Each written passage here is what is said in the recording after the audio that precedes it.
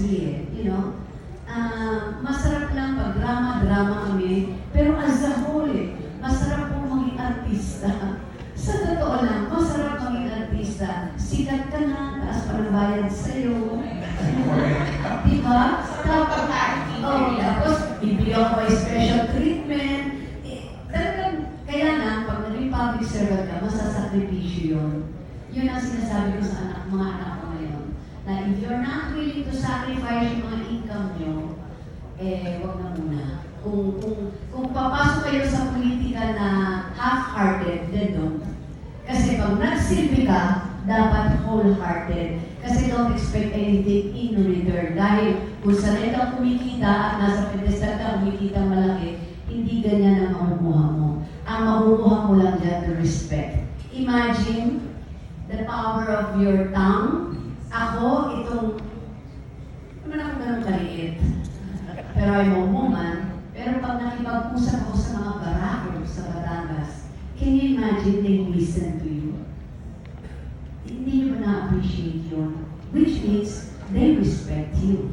Yung kanilang income, huwag sila papasok sa public service. Ano pong reaction? Ano sabi ng mga anak niyo? Especially si Luis, now that, di ba, officially, papasok na siya sa mundo ng politika. Bilang alam natin kung gaano kalaki kinikita niya sa showbiz. Yes, Alan. Yes, Alan.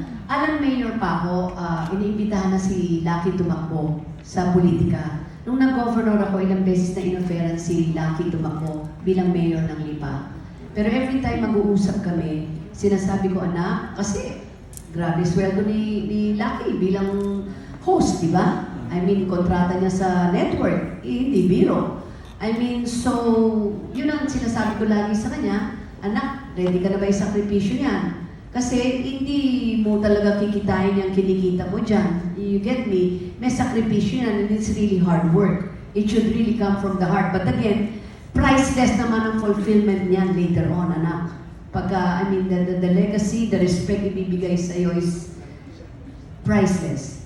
So, that time nung ino-offer sa kanya, sabi niya, let me think. Sabi ko, no, you're not prepared yet. But you know what, the difference now, maybe he's more mature.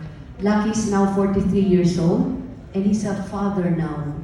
Meron na rin siyang pamilya, at nag-iba na rin ang outlook niya sa buhay.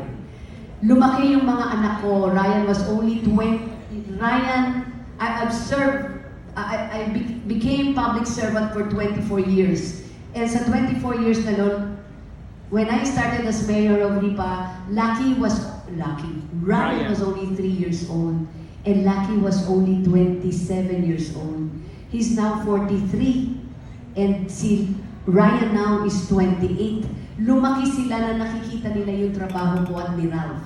The serbisyo. Nag-iimbitahan ko rin sila doon. Mga alay-lakad. Anak, puntahan mo naman alay-lakad.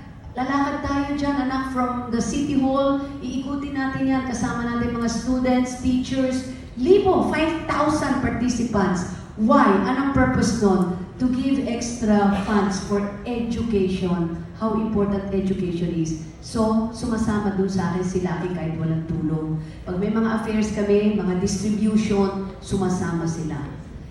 So, nakikita ko yung preparation sa mga anak ko. And nabuo lang yung utak ko, nabuo na yung puso nila when si Ralph became Secretary of Finance.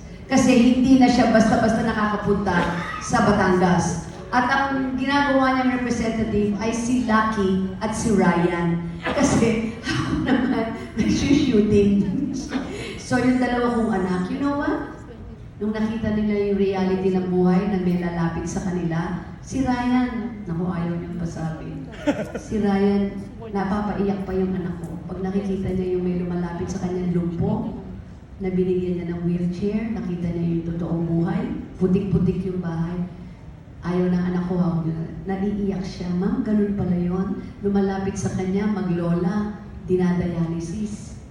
So nakikita nila yung totoong buhay ng tao, and same thing with Lucky. So now, nung in-offer sila, na kung pwede silang tumakbo, and then when I asked Lucky, sabi ko, son, ready ka na ba? I am prepared to serve Batangas, ma'am. And same thing with Ryan. And as a mom, parang dito sa Ligada, you will feel it. naramdaman ko, handa na yung dalawa kong anak. At kung meron man akong pagkakatiwalaan, walang iba, kundi yung dalawa kong anak to serve my constituents. Wow.